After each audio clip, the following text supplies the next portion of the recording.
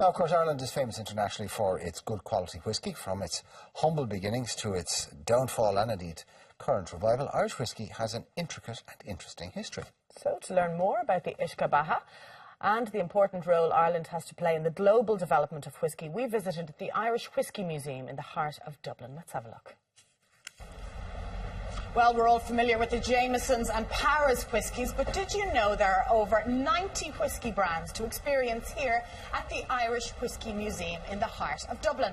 So ahead of St. Patrick's festivities this weekend, I decided to learn more.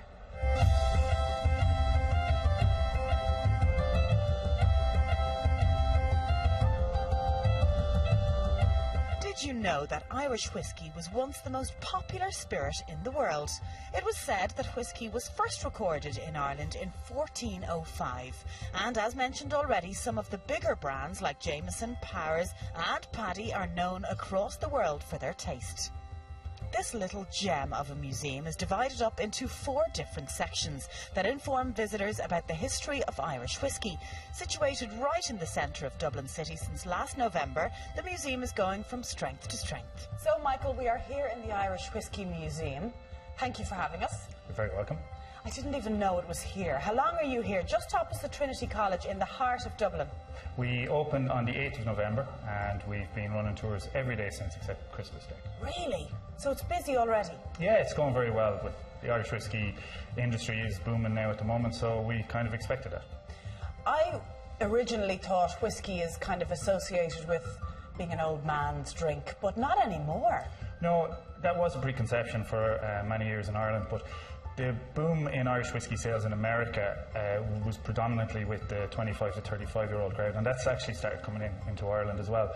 And we've noticed that with our guests here, they're all quite young. So who's the typical customer coming through taking the tour? Well, right now it's foreign tourists, usually backpackers or young people on a year out of college. Okay. Americans mostly, but a lot of French, Germans, almost every nation of the world. Well, I've had a little look around, but you're going to talk us through the various rooms on the tour here. So room number 1, I suppose, is all about the origins of whisky and the history, isn't it? Yeah, basically what we do is we take you back from the golden age of whisky in that room, right back to the very start. We talk about how the monks picked up the art of distilling from the Moors in Spain, how they use it as a medicine, basically, and how that developed into whisky distilling. And when the monasteries closed with the Reformation, that tradition moved out into the community, and that's where basically whisky distilling started. Next up is a visit to the old-style shebeen, where whisky played an important role. Basically, the art of distillation went 2 ways. It went the taxable way and the non-taxable way. And the shebeen was the non-taxable way.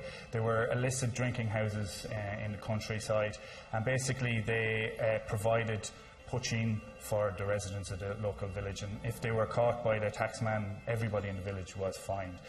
Also, they were used for the likes of wakes and things like that. So yeah, because I see a coffin here in the middle of the room. It's bizarre. It is. We talk about the Irish tradition of waking somebody, and we go through a little bit of some of the more traditional aspects of Irish culture, a little bit away from whisky, but we talk about them in relation to the whisky industry. Moving into the next room, this is the Victorian boom time, and it just looks like a bar, an old bar, doesn't it? Well, what we try to recreate in that room is a traditional Dublin Victorian bar, the likes of which the tourists really come to Dublin to see. It's very inviting, isn't it? It's a beautiful bar, and we talk in there about the great whisky houses like the likes of John Jameson, William Jameson, Bushmills, Locks and George Rose. George Rose is one I haven't heard of before, but it's one of the oldest, or the oldest, He was founded in 1757, and at its height he would have been by 2 times the biggest distillery in Ireland, and he would have been probably the biggest distillery in the world at the time. Really? And there's only one building left standing of George Rose, and it's called St. Patrick's Windmill, and it's on the in the site of Guinness now, and you can see it there. It's the only thing left. Wow. Okay, and then we move into the room that we're sitting in at the moment, which has an array of old whisky bottles. Yeah, we call this the Renaissance room because we chart the fall of Irish whiskey from grace to go from one of the biggest selling brown spirits in the world to being a very tiny domestic industry. And then we chart its rise back up to where it is now and booming again. And where do you source all these bottles for the museum, Michael? Well, a lot of our exhibits in the museum come from private collectors. So all of the labels here, or most of the labels here, are original labels of bottles from different collectors. Okay, so they're on loan from the collectors? Yeah, absolutely. Wow, it just shows how important the industry is. Do we still export a lot of whiskey? We do, yeah, absolutely. And the exports in Irish whiskey have been massive. America primarily, but now Eastern Europe, the Far East and Africa. Now, whiskey wouldn't be my tipple of choice on a night out, but I thought it would be rude not to sample a little drop.